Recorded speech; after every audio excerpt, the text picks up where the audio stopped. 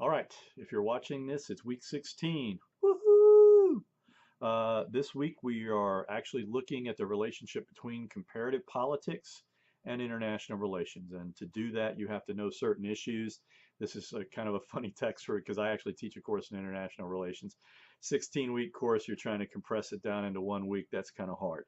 But there are certain issues that I think are fundamental to understanding international relations. One of the first issues they talk about is the idea of globalization, the fact that we are so much more interdependent than we have been in the past, that we are so much more economically intertwined, that the rate at which economic transactions are taking place is so much more rapid, and that has far-reaching implications. That we're increasingly looking at broader international institutions to try and take on a more embodied role, despite the fact that there are, of course, increasing issues kind of pushing against that. You've got immigration issues that are increasingly becoming a problem. You've got environmental issues, and again, the problem with environmental issues is, who polices the outer oceans? Those are areas that historically we've said are neither international nor are they domestic. No one nation has control over it, and so no one controls it.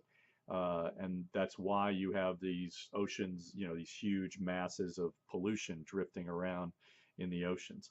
Um, in terms of causes and effects, they talk a lot about the different kind of schools of thought, the realist school of thought, the liberal school of thought, the constructivist school of thought, and the Marxist school of thought. I think those are all really good and relatively self-explanatory. What does it mean to be a realist? It means that you care most about power. What does it mean to be a liberal in international relations terms? It means that you think in terms more of institutions. You think more in terms of how to enforce peace. What does it mean to be a constructivist? Um, you know, it's interestingly, constructivism is sort of what we call Democrats in IR theory. And again, those are arguments that we should recognize our interdependent nature more. Of course, Marxism focuses on the idea of exploitation. These are all issues that are very important for understanding international relations. There are a lot of really interesting cases in context as well. Um, the role that China will be playing in the coming years, India too, for that matter.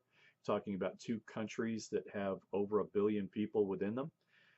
China, in particular, because it has an authoritarian regime and a very large economy, presents real questions as to, how we're going to allow them into the international community because they're huge. And everybody wants a piece of China, but China wants to retain the leverage that it has of being potentially the largest domestic marketplace in the world. And so doing business in China, if you're an American company, oftentimes means surrendering, intellectual property rights and things like that can create real problems.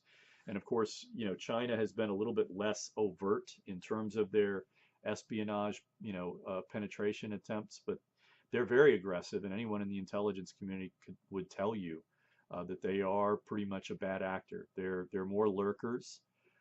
They're more interested in stealing ideas and appropriating them than they are in attempting to subvert, regimes.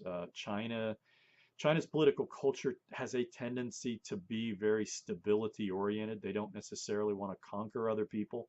They want to exploit them. They want to make money off them. They want to find ways of improving their own circumstances at the cost of those other countries. Russia, on the other hand, I think is a frustrated, aspiring superpower. There's a kind of recidivism involved in, or I'm not sure what to call it, but they want to go back to being a superpower. They know they're not.